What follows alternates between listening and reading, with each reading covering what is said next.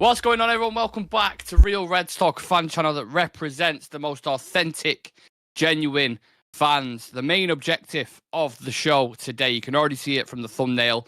Ineos, clear out. You're gone. You're fucking gone. A lot of yous. I think it's going to be very interesting. We're going to dive into the manager.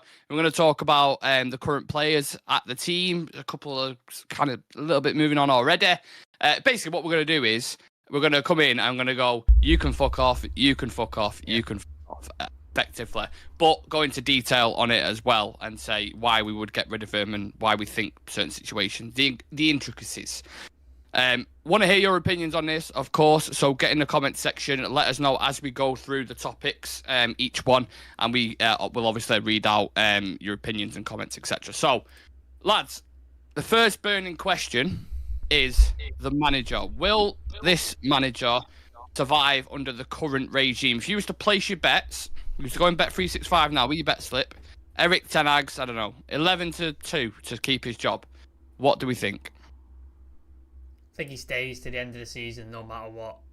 I think unless he goes on a run of just getting absolutely battered 4-0 for like week after week by Luton and whatever, then I think he stays to the end of the season no matter what, because I just don't think Ineos are wanting to make that decision now. I think they're going to assess, look at things, research, get their ducks in a row, and then they'll make a decision in the summer. And by that time, either he turns around the form, so you go forward with him, or they realise he's not the guy for the job and they get a new person in. But I think he's safe till the end of the season, barring an absolute horrendously disastrous run of form. But I think he's safe. Interesting, it, Dan, because I think the line that we've used on this channel specifically quite a lot is that he's got credit in the bank from last season. But has that credit run dry with him now for you, or do you think he has a genuine chance now under Ineos and their regime?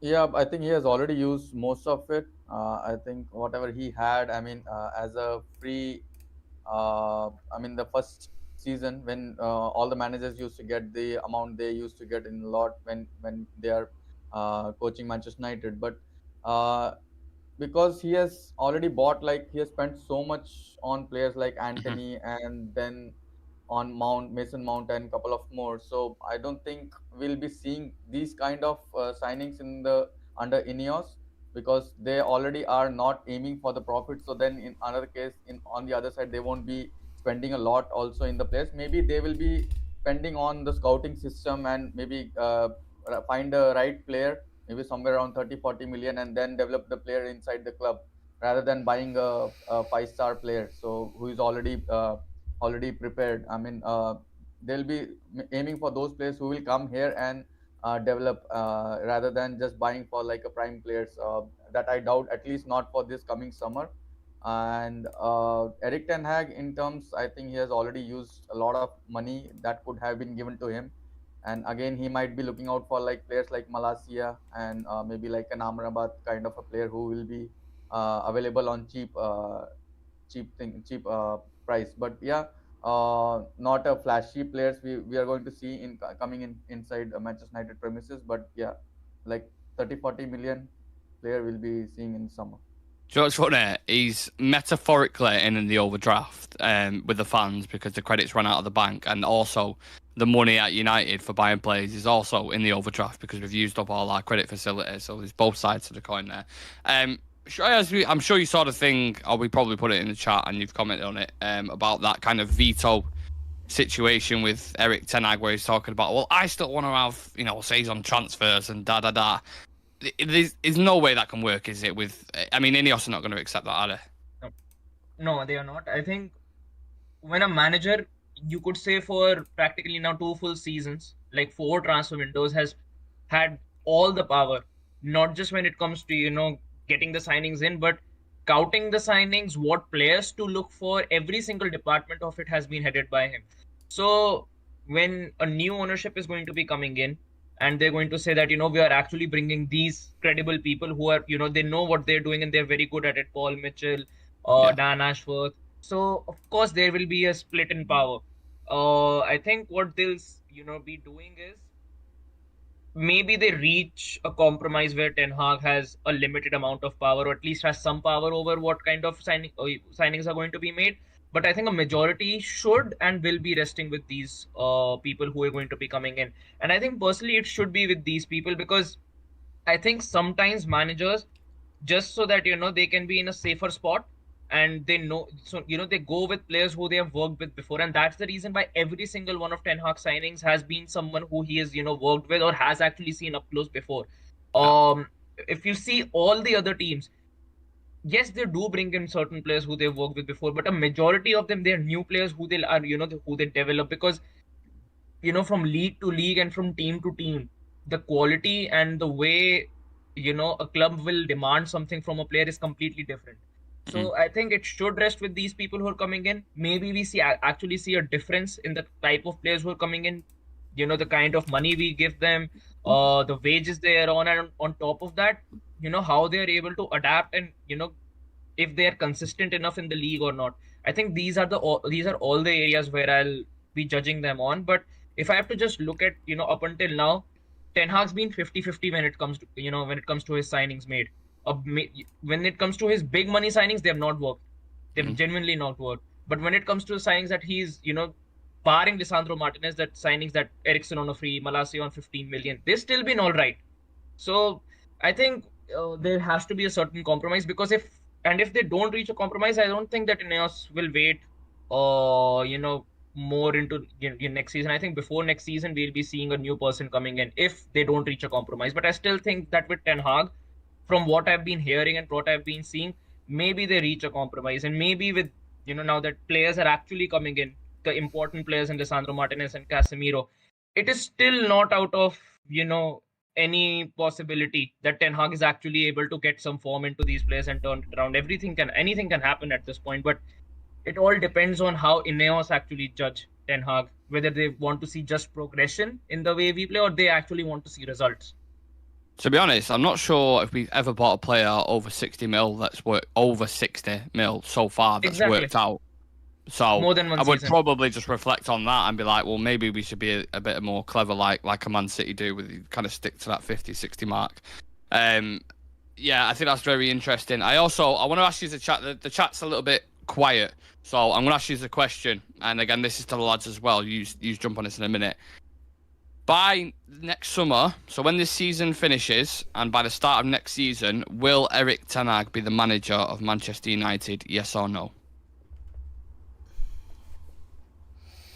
Depends on this season. And what I'm going to do, I'm going to go back to this, revisit this, and pull it up. So it depends how this season goes. Exactly. I just still think it depends. And it actually mostly depends on his decision making. Because now there's no excuse for picking McTominay. You've got Lisandro Martinez coming in. You've got Casemiro coming in. You've also got Mason Mount coming in. Your first priority signing in this window. If he's still picking McTominay over all these players, then I'll say that there is no way that he can actually save his job. If I at least see him making the right calls, like actually picking Ahmad over Antony, because Antony has nowhere been near to the level that we want him to be at. Ahmad's been better in the short cameo that he did. He should be, be getting starts. Mason Mount or Eriksen or Casemiro, they should be starting beside Kobe Mainoo, because I think that's actually a stable partnership to build with.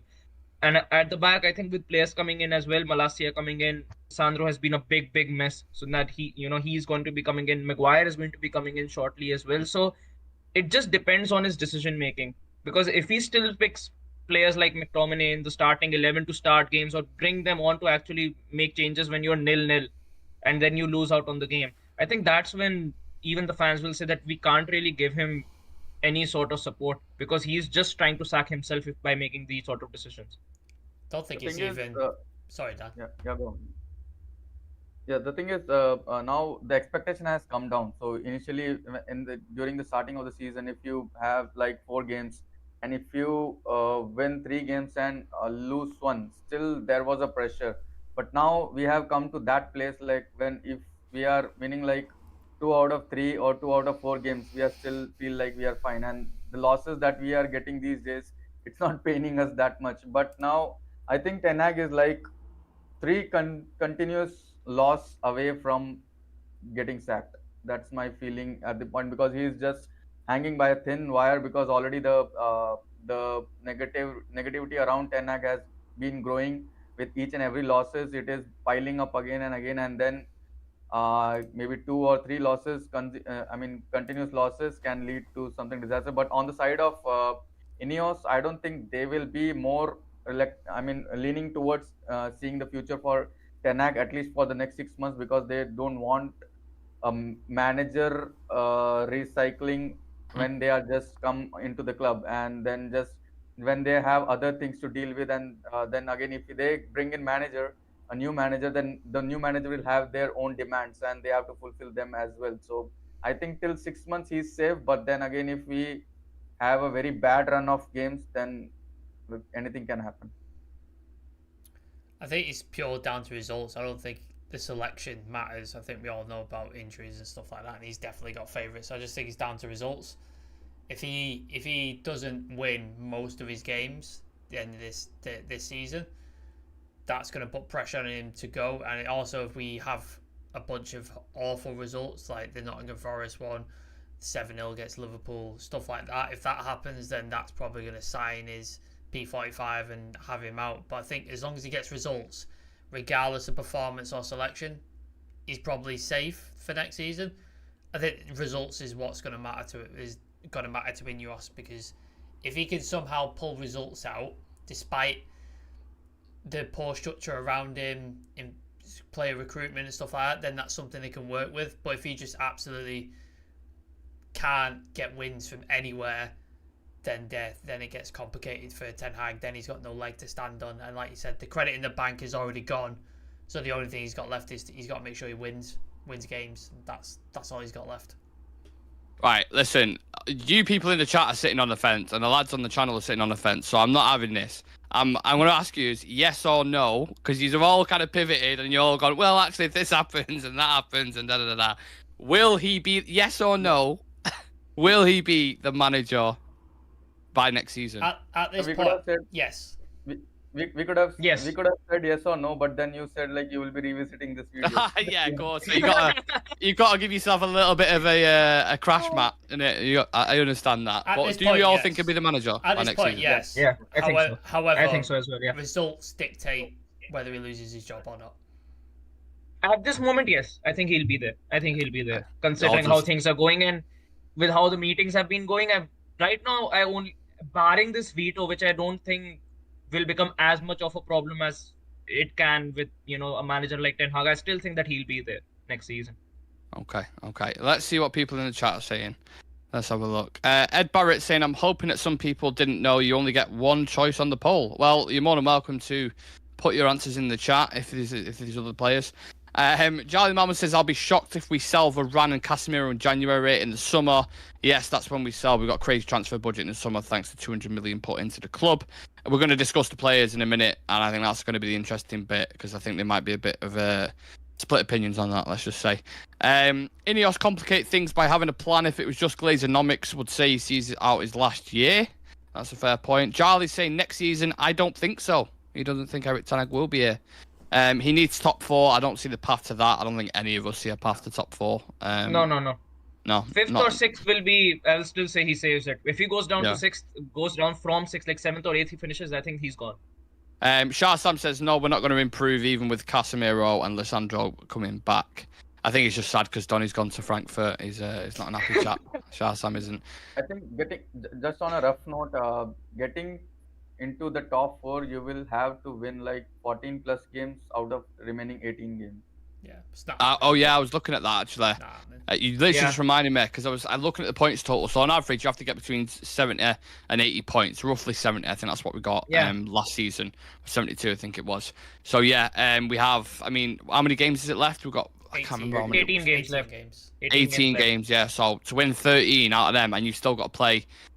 City. I think you've still got to play Arsenal, Old Trafford as well. Liverpool, Arsenal, Spurs is coming up soon as well. You've also got Chelsea, who are up and down. Not happening. Not if you can't beat Forest away. I'm sorry, but definitely not happening. Once again, we'll have to build him a statue if he does. Oh yeah, well, to be honest, it's not abnormal for United to do that, because we've seen when these players want to kick into gear, they will do it and they can beat teams. So it wouldn't surprise me in the slightest if we got Champions League football. It really, really wouldn't. Just obviously the way the results have gone this season so far, I just Anything can happen. So we'll have to get used to Thursday night football.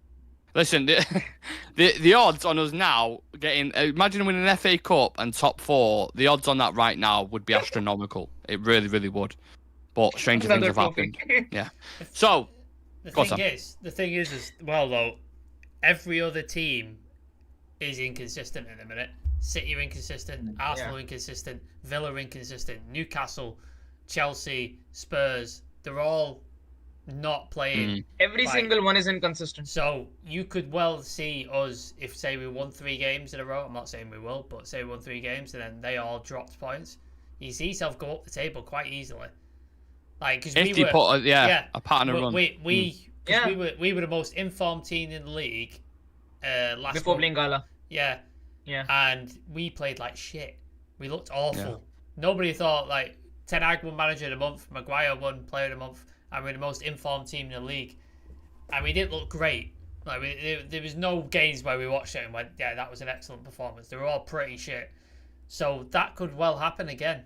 Like, that could well happen again. I'm not saying it will, but I'm saying it could well happen again. And then you find yourself in a position that you probably don't deserve to be, but because everybody else around you isn't in form, you could end up look there. Better. Yeah. That's a fair point. Right, we spent 20 minutes on the manager, so we need to get through this. I want to talk about the players, because I feel like this may take up a bit of time, and this is where the chat get interactive as well, because there are some strong personalities, players that we're going to talk about that may be controversial in the sense.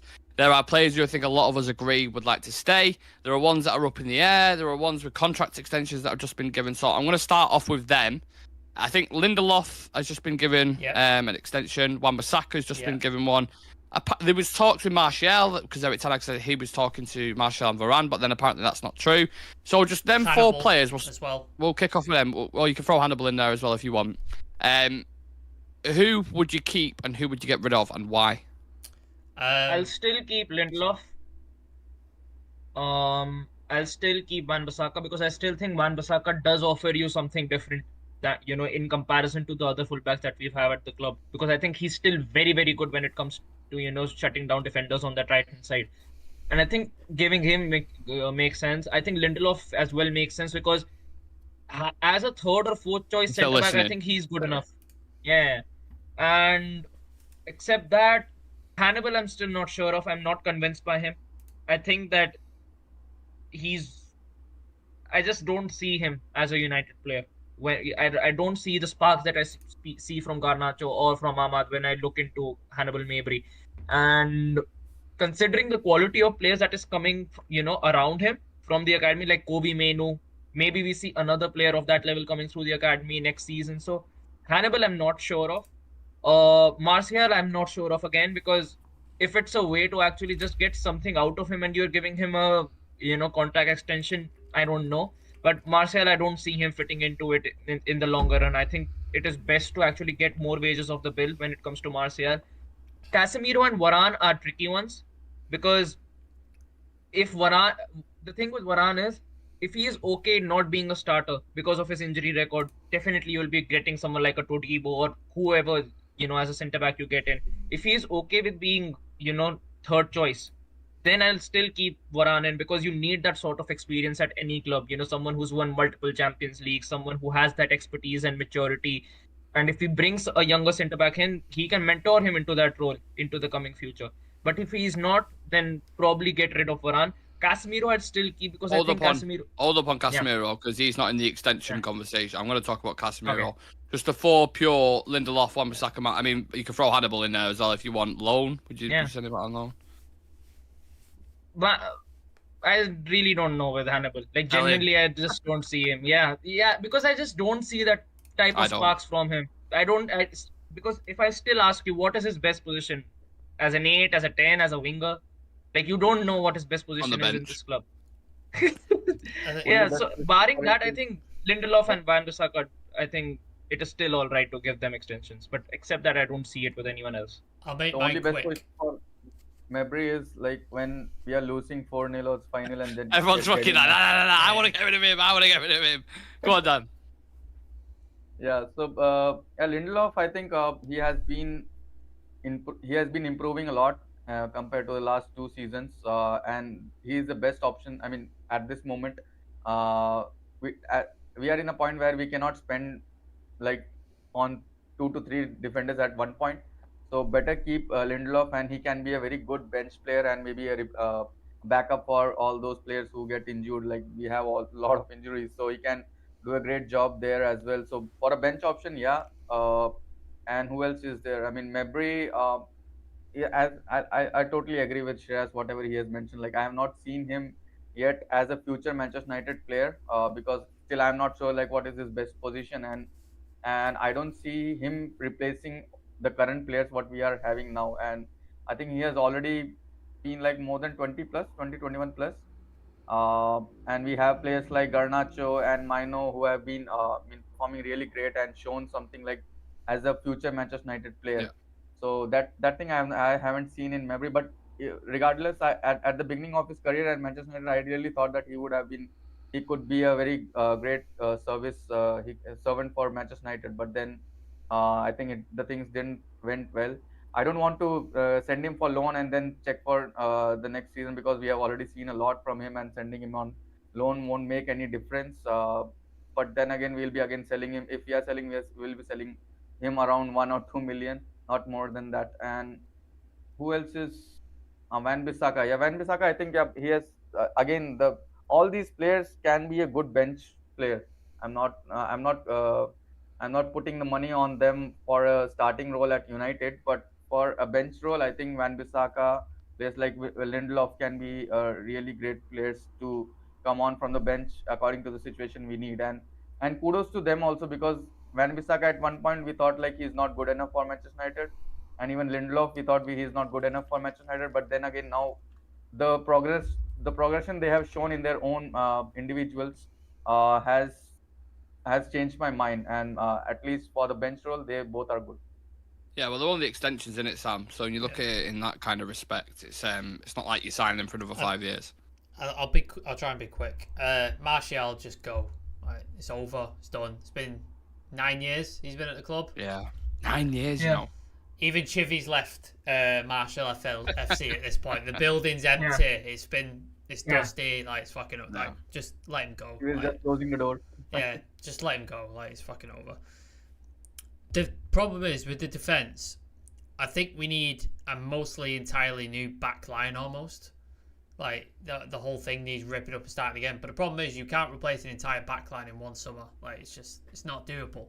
So you're going to have to keep some of these guys for another season at least, or a season and a half, whatever it is. So you're going to have to re-sign some of them. So out of the ones that you've got there, Lindelof makes sense because he's happy not being a starter. He's happy being an option, stuff like that. He's probably not on that big of a wage, and he's all right when he comes in. So that makes sense. The two right backs, I don't think Dalot is good enough. I would have let him go, personally. And I would have kept Wan-Bissaka and then bought a new right back, whether that's Frimpong, whether that's whoever you want, like, take your pick. Because I think Dalot doesn't offer anything exciting in any area, defensively or in attacking.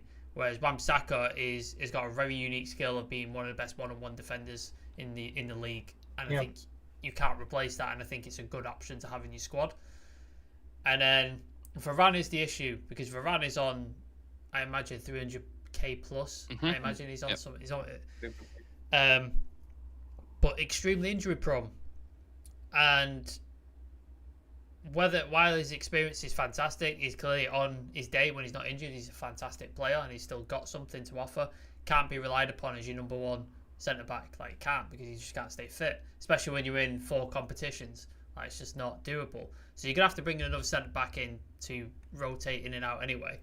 And I think the wages he's on is something you should be offering a number one starting centre back who's world class, and I don't think he's there anymore. So if he wants to re-sign on a lower wage term, I'm happy to keep him, and as long as he's happy being a backup rotation option, I'm happy to keep him. But if he's not happy with that, then let him go. Like, it's fine. Like, I'm not bothered. I mean, you use those wages and that extra cash to bring in a Tadibo, to bring in a Tomori, someone like that who can partner with Lissandro with the long term, and you're rebuilding your defense. Obviously, and I think the left back thing is pretty sorted at the minute. You got Malacia and Shaw, so I think that's pretty settled in a minute. So Hannibal, I'd sell. I don't know why we've extended his deal. I don't think he's good enough for United. Doesn't mean he can't have a career outside of United. You've seen Ted and Mengi having a great career at Luton, being fantastic. People can go. James Garner's playing well at Everton. They can go and have a great career in the Premier League. So I'd let him go. Yeah. Interesting, very interesting, and that's just a crop of players that we're talking about here. There's a lot more. Two of the names that were kind of up in the air, especially in the summer, with McTominay and Maguire. Now I can kind of see how this conversation's already going to pan out. But look, Shreyas, Maguire has had a redemption. I don't think that necessarily means he's got a long-term future because he's been in form. McTominay likewise is. I'm not sure if he's still our top goal scorer, but he's got. He's joined, I think. Yeah, he's joined. So I'll take that for whatever it is. Do you cash in on them both now? I think McTominay, you can actually cash in more now, considering that he scored 5 goals already in the league. I think even if he ends the season with like 7, then maybe you can. At the start of the season, West Ham were offering us about 30 million for him. Maybe now we get 35 or 40 for him, and that goes a big way when it comes to FFP as well. So I think McTominay is someone you genuinely can cash in now. You bring in a younger profile instead of him, and maybe for like 15, 20, 25, whatever the price range is. But it does make a big difference when you get rid of someone like McTominay and bring someone else in for around that price range. Right now I'm just only quite fixated on McTominay because I only see him as someone who other clubs might want. Like Newcastle might still want McTominay. West Ham might still want McTominay because they still are in a need of another midfielder coming in. With Maguire, yes, he has had a redemption. He's come in and he's been absolutely incredible when we actually needed him to actually come. But there is a difference because when Maguire has come in, we've shifted basically to survival football. When he did come in, because we just needed something to get us through fixtures. And when you play survival football, that's the way you get the best out of Maguire. You stay back, your fullbacks are tucked back. You just need to maintain your line. You don't have to play a high line. So for that sort of a role, Maguire is one of the best that in the business. But moving forward, if Ten Hag wants to play the style he does want to play with this club, from what we've been seeing and hearing, Maguire is not the guy for it. Like, genuinely, he's not. Someone just put in the chat, so Shreyas, I would risk prison time to share my disappointment with him. Okay, now. Jesus. I'm not even sure if that's on about Maguire or Martial. It's Martial. Is it? Yeah. Yeah, I feel your pain there, brother. But George, funny, Shreyas, the fact that if Maguire and McTominay went to West Ham are above us in the league at the minute.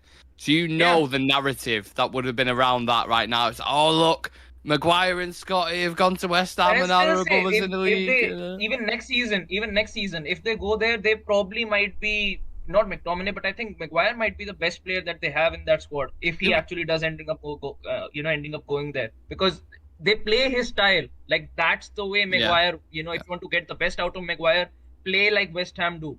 And if you get someone like McTominay, because they're still in need of a midfielder, that's a very aging midfield they've got with Souček. So they'd want to bring in another person who can fit in that role. And McTominay is someone proven who's been getting a lot of goals. So instead of 30, maybe you get 40 or 45 million for him.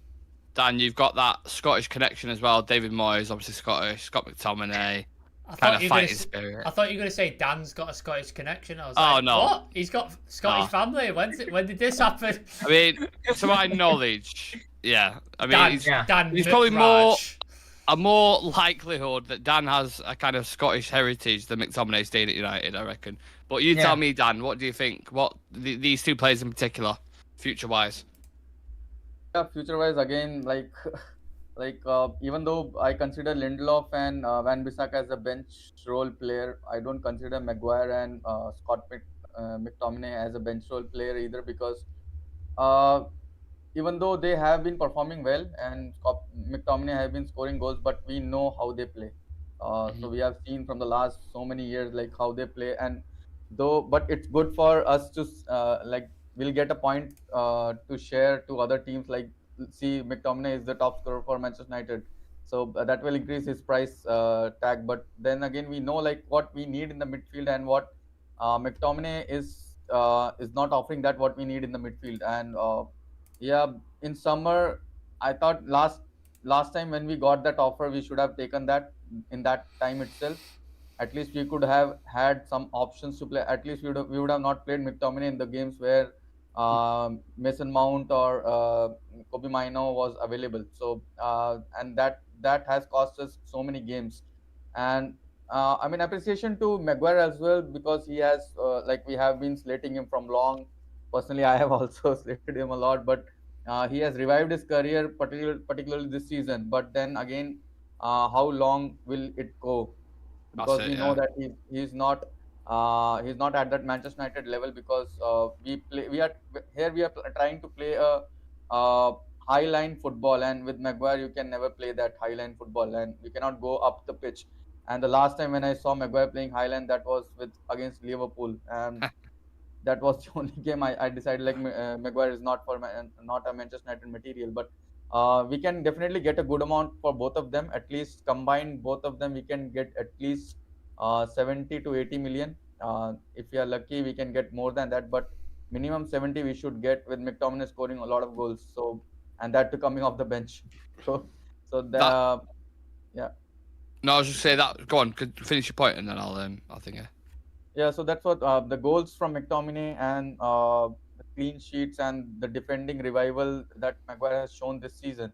So I think we should be getting somewhere around 70 to 80 million in the coming summer. And as you mentioned, as Shreya's mentioned about the West Ham, that would they have the money from Rice, so so we can definitely show Maguire and McTominay to them and get something out of it. Is now the time to cash in on McTominay, Sam? McTominay and Maguire, do you think? I mean, the time was the summer, wasn't it? I mean, given the form, the goals he scored, etc. I don't, until I see this new Ineos recruitment sort of system set up and how it operates. Yeah. It's hard to imagine us selling a player for any decent fee, isn't it? That's very true. Because Yeah. we're really bad at selling them, and if when we do try and sell them, we get a fee agreed. The wages is always a problem.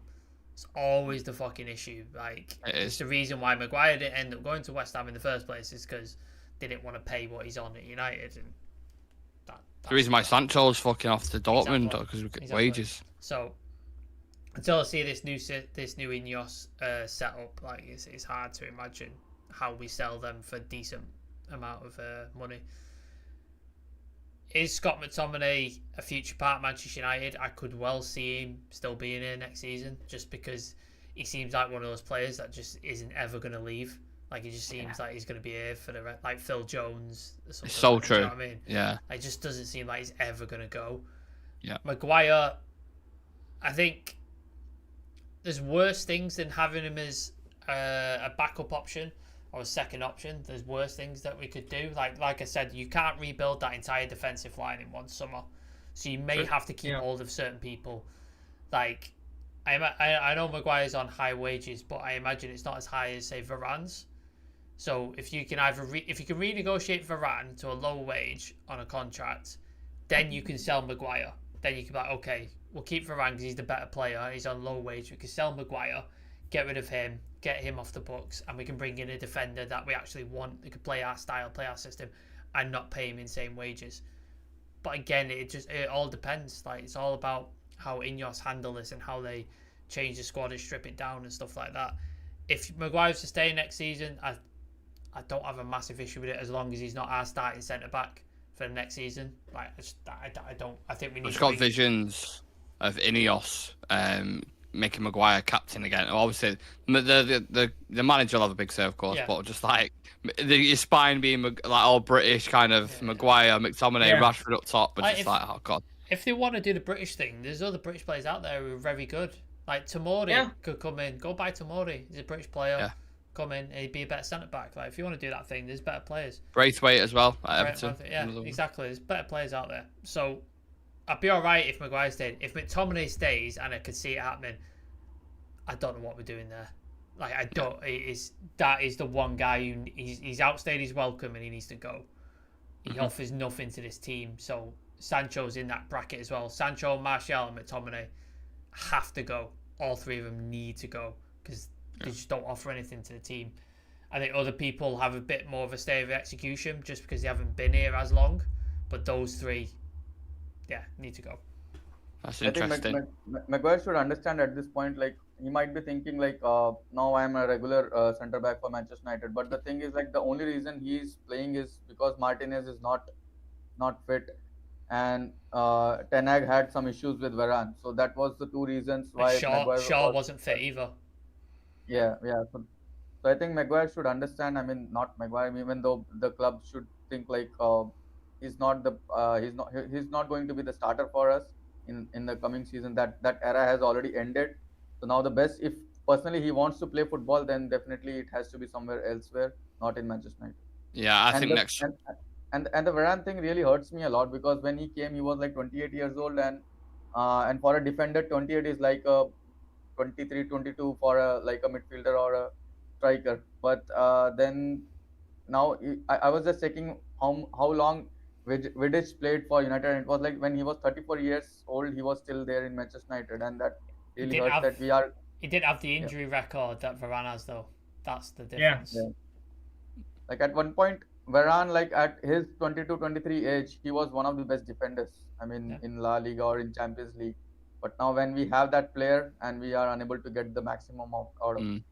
That's the issue. The wage. I think they're definitely going to look to cut the wages. I think next summer is going to be fascinating in terms of what they do, and how ruthless they are, because I think they need to be. I think they need to be really cutthroat if they want to succeed at this club. The comment I was laughing at, sorry Dan, Manlu Tata put doesn't. It's so random. Doesn't Sir Jim Ratcliffe look young at 75? I was just like, that's such a random thing to say, but when fair enough. When you've got billions, make yourself look. You can knock 10 years off easily. Yeah, easily. Right, we spent quite a bit on players in terms of time, and United have spent quite a bit on players as well. But I'm just going to roll off. I have a list here who I would like to stay. You tell me if you agree with that list or not. Okay, so I've got a chunk of players. So Højlund. Okay. Yeah, of course, yes. Yeah. Garnacho. Yeah. Yep. Ahmad. Yeah. Yep. Lissandro. Yeah, of course. Yep. Shaw. Yeah. No. Not consistent enough. You get rid of Shaw. He has these periods where he's really, really good and he falls off or he gets injured. He's never done back-to-back seasons where he's been quality. That I agree with. So for me, I would get rid of. He's been here for 8 years. He's been here? As long as Martial, pretty much. Yeah, 9 years. We've never seen him. Like, we've seen 6 months where he's been world class. Get rid of him. I think he's been good this season. Every time I've watched him, I think he's been decent. But his availability again, I suppose. I think barring the Bournemouth game where he played centre back, he's been good. Whenever I think if you're gonna be ruthless, he ain't good enough.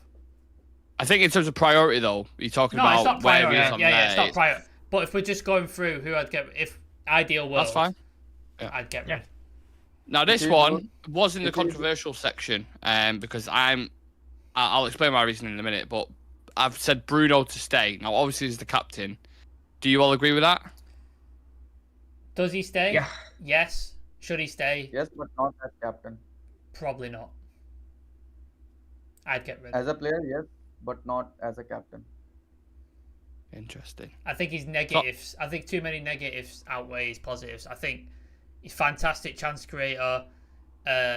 Assist record speaks for itself. I think his stats are there, but on the pitch, his negativity, his petulance, the amount of yellow cards he gets. I don't think he's a leader. It tends like, imagine playing 5-side with Bruno Fernandes.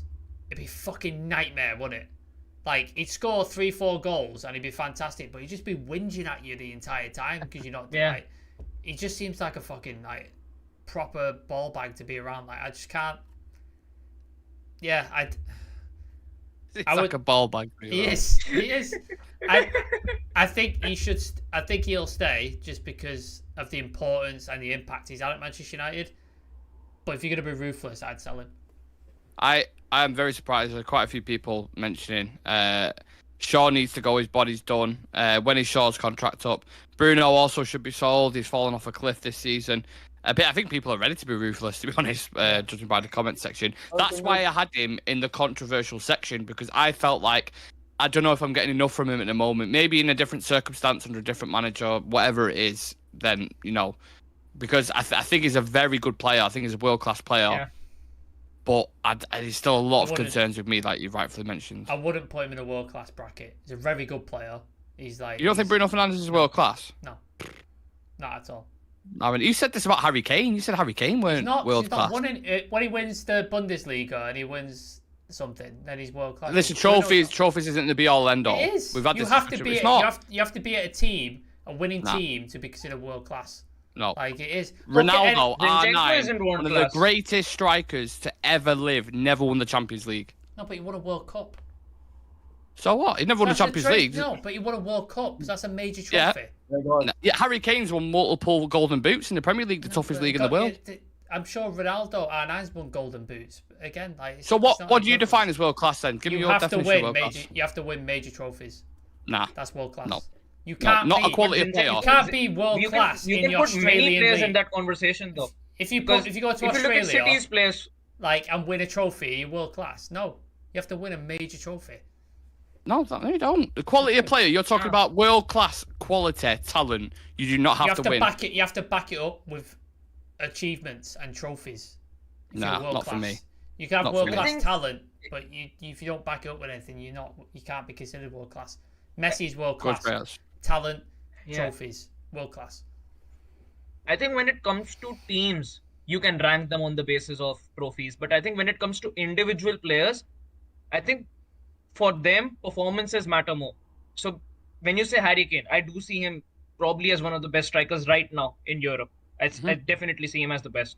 When you say Bruno Fernandes, I think as a player, I think he is world class. Like, he's genuinely world class when it comes to his, if you see the way he plays for his national team as well, for the way he plays at Manchester United, considering injuries, considering everything since he's come in, he's still got better stats than most midfielders of top clubs in clubs in the top 6. He's got better stats since he's come in. And I think if you say they should win trophies, you've got multiple players at multiple clubs who have been parts of championship winning teams. You can take Madrid, you can take City, many teams for example, but their players aren't supposedly world class. They're being carried by world class players. You've got the likes, if you look at that Madrid team, you've got Benzema, Bale, you've got Ronaldo, you've got Cruz, Casemiro, Modric. There are other players in the background who do get a lot of starts and play regularly, but they are not world class players. There's just one question here, right? That is just going to kill this conversation. Is Jude Bellingham world class? Not yet. Yeah, he will he be. is. He Not will yet. Be. Fuck will off. be. He's the best player in the too world young. at the He's minute. too young. At Yeah. the minute, Fuck off. to be world class, you have to do it season after Nonsense. season after. You Absolute can't have. nonsense. He's been doing it 3 seasons in a row. No, but he was at Borussia Dortmund and he was at Birmingham before that. So he was 16 at He's got Birmingham. 2 seasons at Borussia Dortmund where he was the best midfielder. He won nothing. But he was the best midfielder. Yeah, best midfielder, and but then in he's the league, but won nothing. He's now carrying gone. Madrid at the minute with Vinicius and Rodrigo and other players in the team. He's gone to Madrid and he's doing fantastically well, and it's his first season there. If he does that for the next 3 seasons, win La Ligas, Champions League, world class, absolutely. Nah, He can't be he's world class right after now. 1 season. You can't. So is he not one of the best players in the world right now? Absolutely. But So you're world class then? No, to be world class, you have to be consistent. You can't do it for No. 1 season. Like, 1 season I is not disagree. world class. Multiple Even for seasons me- is world class. Even Well for me, it will take like 2 more seasons from Bellingham to say that he's world class. Because So, Dan, if someone's to ask you a question now and say, do you think Jude Bellingham's world class? You'd say no. no. You, In that case, Jamie Vardy also and Mahrez were also world class when they won the Premier League. yeah, but we're talking about different levels here. Leicester is like a 1 in a fucking million things to happen. Jude Bellingham has gone at the age of 20 years old to Real Madrid, and their best player of the season has scored like, I don't know what it is, 20 goals or something. as a 20 10. goals and 8 assists. If that isn't a world class level, I don't know what is. No, I'm not saying like he won't be the world class, but I need some more like tenure to say like He will. He will he's be. world class. He will be world class. If he carries on, he will be. If he does this for another 2-3 seasons, he'll be considered one of the best midfielders of all time. He'll be up there with Zidane, Scholes, Xavi. Like if he carries on, but you can't have next season. He could have a career. Oh, touch wood, he doesn't, and I hope he carries on. Next season, he could have a career-ending injury, and that's his career done. He's not world class because he's had one good season. He has to do. I think we're gonna have to agree to disagree and move on. That's fine.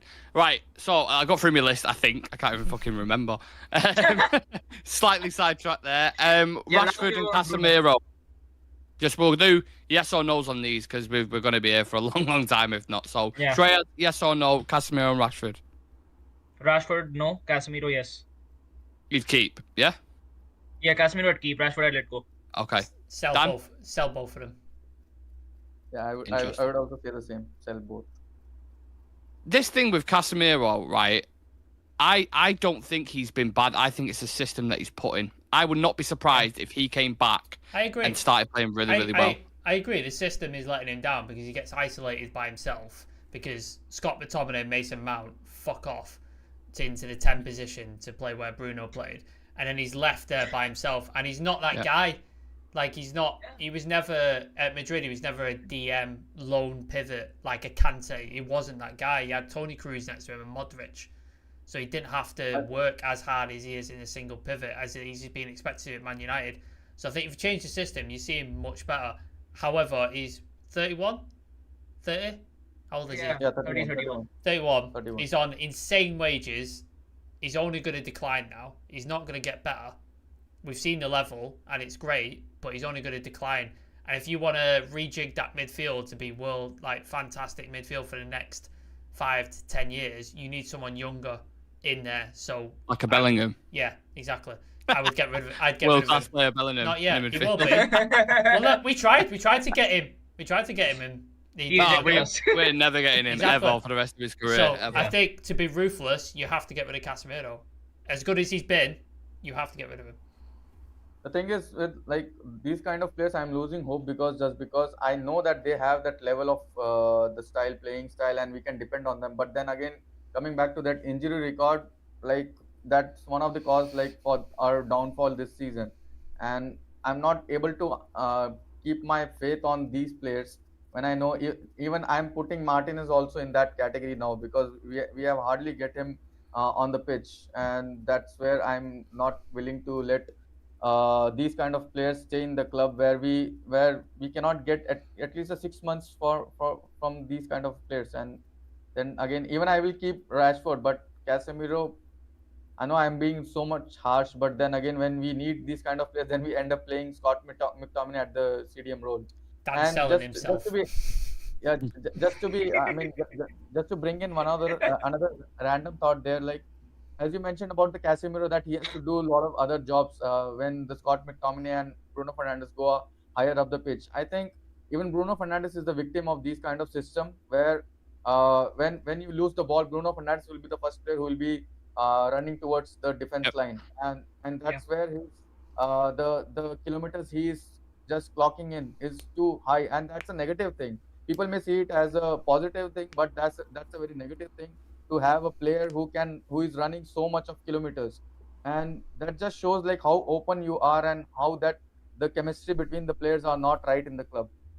Yeah, I agree with that. It's weird, isn't it? Because there's two sides to that coin. You have situations I remember Firmino, for example, left Liverpool. You could tell on the decline, they got rid of him at the right time. Big player, huge for their system. They decided to move him on. But then equally, Man City did it with Gundogan, and I think they look worse off for that, just in my opinion. Sure. So it can go either way, can't it? It's Fergie was class at doing this. He got rid of players when people were like, why is he getting rid of him? Why's he getting rid of him? Every time they went on the decline. I think Ronaldo and Beckham are probably the only two who went upwards. Everybody else, when they left United, they went on the downturn, and Fergie was key at finding, okay, this guy's reached his peak. It's time to move on and get a replacement. And we haven't done that. We never do that. Yeah, never. Right, the board then. Again, it's going to be a quick fire one because we need to get through these. All of them. Yeah, I probably agree. But John Murtaugh needs to go. Yeah, Goodbye. we all in Yeah, agree with that. 1,000. Correct. Yeah. Replacement for that, sporting director. The usual names would you bring in? Because there's going to be a couple in there, like in terms of somebody competent who's got experience. Yes. Yeah. I'll agree with that. All I ask for. Yeah. Medical staff now. All of them. Get to fuck. Every single one of them. Yeah. There's something dodgy going on here. I mean, is it David O'Descroll from Arsenal who came over? Yeah. They got him in.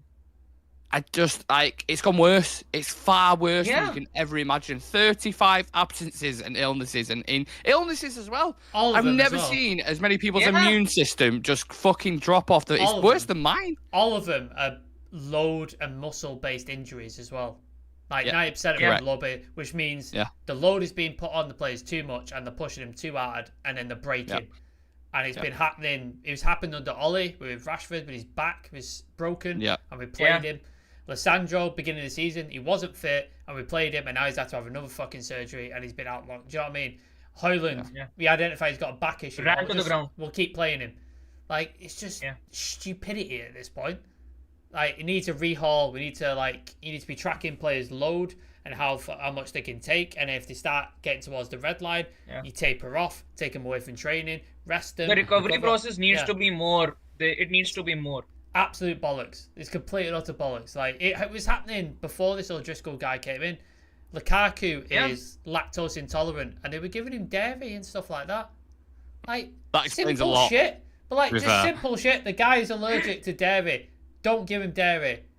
And we were just, like, we're just useless. I'm fucking useless. We are. Yeah. But I will say one thing. Whatever they're giving Bruno for breakfast, keep giving him that. Genetics. Because that guy's engine is unbelievable. It's genetics. Crazy, like, innit? Some players can just go. Like, they're non-stop. Like, he said when he was playing as a kid, he used to play for like 8 hours a day. Like, go out and just play. So I think that's just what he's used to. I feel like his routine is he has 9 Weetabix in a bowl and then 6 Red Bulls on the side and just goes fucking, let's go, let's train, let's do everything. The Jamie Vardy crazy. diet. The Jamie Vardy Yeah, diet. exactly. Right, so we all agree. Medical staff, Dan, go on, quickly. Also, double check on what we are giving to Martial also. Both nutrition, injury-wise, everything. Just give him a full body check before we sell him, because you ain't going to get him on a plane otherwise. If he was a car, if Martial was a car, he wouldn't be passing his MOT, would he? Oh, he'd fail his MOT every fucking time. It'd be a really good Lamborghini, but with like fucking Peugeot wheels on it just or something. Broken. It's in the garage. He's like, oh, isn't it nice to look at? And everyone's like, yeah. Do we drive it? No. You can't drive that. Maybe around the block, but for 10 minutes and then bring it back. Works against Everton.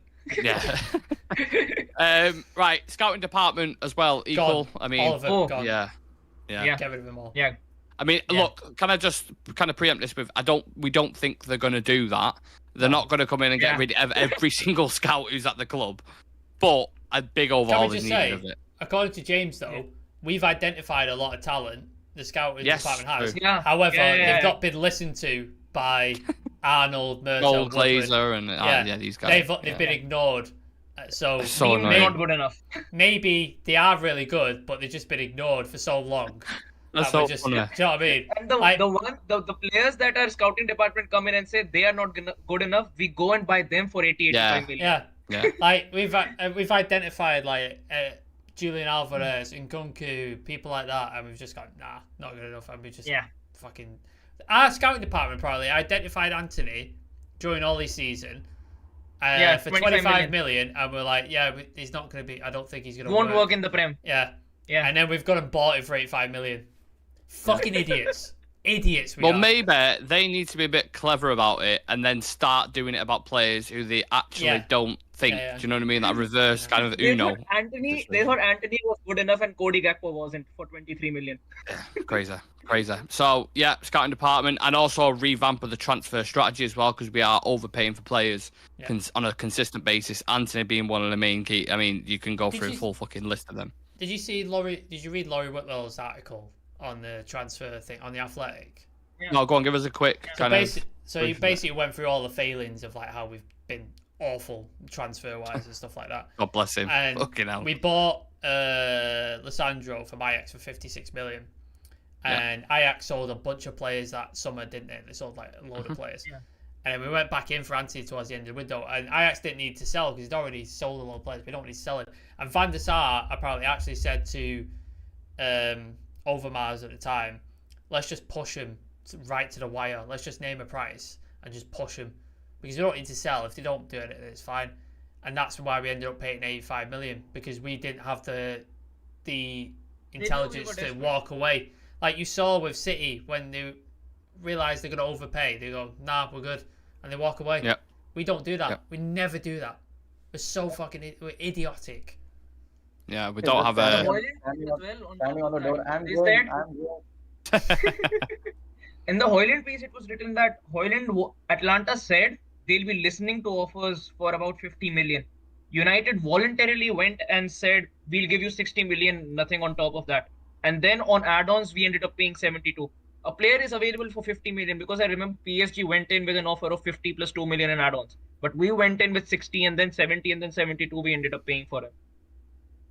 Man United for you. Okay, so I think we all agree on that one, which is nice.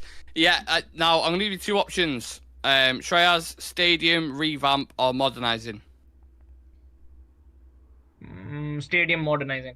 I mean, stadium rebuild, I meant, and then modernising, sorry. The fucking fuck that up, sorry. Yeah, I won't knock the stadium down. I'll keep it intact, the structure, and just rebuild it over on top of it. But if it takes more money, then maybe we'll be seeing another thing altogether. Yeah. I went to James on the show yesterday. I was like, first and foremost, you want to get some cheese on them paninis, mate, because they just give you a fucking baguette with nothing on. It's honest there. The toilets as well leaking and stuff, fucking horrendous. Dan, what would your preference be? Yeah, I think revamp will take like 2 to 3 years at least, and I cannot stay away from Old Trafford. I mean, I cannot see our players staying away from Old Trafford for these long. So maybe like modernizing it with the correct current structure would be the way to go. Interesting. You could go play at the Etihad and actually fill it.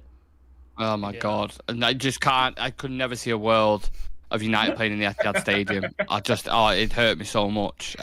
Just before you give me your answer, Sam, Charlie's saying a renovating firm have said tear it down. Yeah. Of course they have, because they're going to make money off it. Yeah, they're going to go, well, actually, you know what? You should probably knock it down. Go, how much is that going to cost? And they go, 2 billion. And they go, what? It's like when you need some building work done, you get a builder around and he goes, it's going to be a good job, this. It's going to be a big job. And of course it is. Yeah, of course it is. You can't to a mechanic and they go, fucking hell, mate, you've got your combustion pipes broke. And they're like, what the fuck is that? And don't worry about it. It's cost 200 quid. They're all about the money. I would, whatever it takes to make it better and one of the best stadiums in the world. If we can modernise it and it makes it the best stadium in the world, let's do that. If it means we have to tear it down and build a new one, let's do that. As long as it makes it the best stadium in the world, that's what I want. Interesting. I don't mind either way. You know what? You can't help but admire, like a Tottenham Stadium now. You look at that, like, even simple things, like the pints poured himself. It's crazy. The new Burnabout looks fucking phenomenal. It looks amazing. Yeah. Or you could be like Barcelona and knock your stadium down and then not know if you actually have a stadium. It's going to be built there. Don't have the money to rebuild it. Who knows? The fans have actually, within the stadium, they've stolen the chairs of the stadium and gone home with them. Mate, so Barca, I suppose they try to sell them to them. Money. They are so desperate. He was doing 5-a-sides and weddings at the new camp. Like, that's so fucking... Oh, my God. Right. Last question. Style and philosophy long term. Shreyas, what would you want to see at Old Trafford? What type of football? And try not to give me a 20-minute kind of blueprint of what you would like. Get your whiteboard out, Shreyas. Get your whiteboard. Just like that. So, this player needs to do this. Yeah, I'll go. I just want more control and attacking. More stable attacking. Not just, with everyone just ramming ahead. Just controlled and, stable attack. Or more possession-based football you'd like to see. Yeah, because we just need more control in the games we play right now. Because right now we just play according to how the oppositions play. Yeah. Dan? I would say that Aston Villa game after 2-0 down, the game we played, I want to see that more often.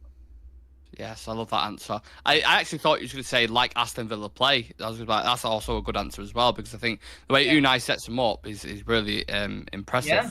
I like that. Yeah. Sam? Attacking philosophy football is what Manchester United has always been about since, like, Fergie.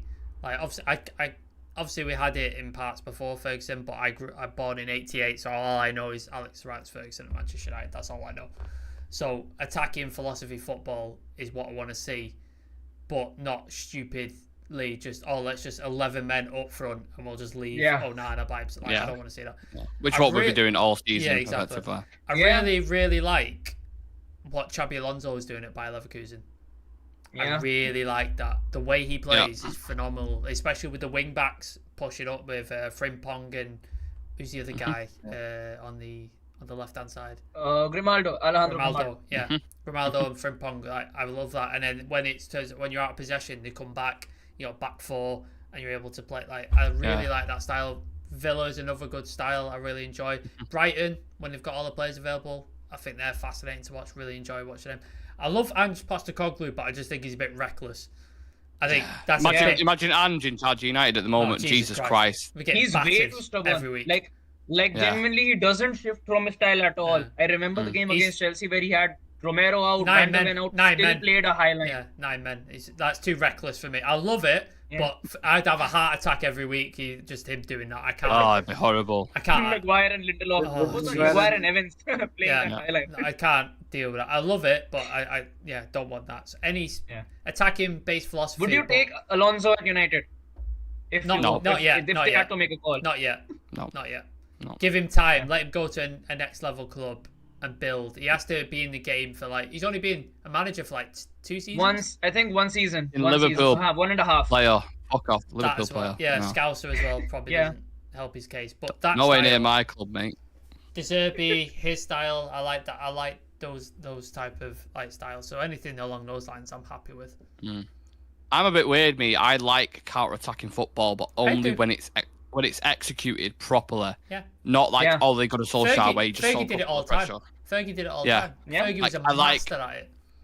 The good type of transitional, like Madrid in the Champions League. Sometimes when they play smaller teams, when Benzema was just on fire. Yeah. When they play smaller teams, they'd have possession, and they have players like Modric, etc. They can knock it about. When they go to big away games in Europe, they'll kill teams on the counter with Vinicius. How they beat City. Rodrigo, Vinicius, these kind of exciting going forward, and you can have that with Garnacho and stuff. But then also, if you play the smaller teams in the Premier League, you keep hold of the ball. To play that style, you need a midfield who's competent, and we don't have that. Yes, of course. Exactly. You need a midfield. If you look at Madrid, they've got they had Cruz, Casemiro, Modric. Now they're rebuilding it with Camavinga, Tchouaméni, Bellingham. They're rebuilding it, so you need that midfield, and I don't think Man United has had that sort of midfield since Fergie. I don't think we've ever built that competent midfield. World-class midfield, right? There you go. I think the best our midfielders ever looked was Matic, Herrera, and Pogba. I think that was the best our midfielders ever looked. The balance. Last season, though, Sam, Eriksen, Casemiro, and Bruno was okay. Bruno. But I know what you mean. Matic, Herrera, Pogba, and Casemiro, Eriksen, Bruno are by far the only ones that worked, at least for a while. Yeah. Crazy, innit? Right, I've enjoyed that conversation. I'm going to leave you lot with the facts. I appreciate there's a lot of comments in the chat. Apologise if not read some of them out, but obviously there's a lot to talk about that we've just gone through. The last fact I'm going to leave you with, okay, so this is for your weekend. So, all 24 players Man United bought and sold post-Fergie is at a nearly £500 million loss, with profit made just once. Can anyone name that player? Dan James. Yes, correct. In the last 10 years, Man United have recouped just $279 million on players they bought for a whopping $745 million. Wonderful. That is the issue. That's one of the main issues. And I'll leave you with that. I hope everyone has a fantastic weekend. Thank you for tuning in. Smash a like on the video if you've enjoyed this Ineos clear out video. Subscribe to the channel. Drop us a follow on socials. And you'll have another members video over the weekend to enjoy as well. And then we play Wigan on Monday night, I believe it is. So we'll have the preview at some point over the weekend as well. So thanks to Dan. Thanks to Shreyas. Thanks to Sam. And we'll see you in the next one in a bit.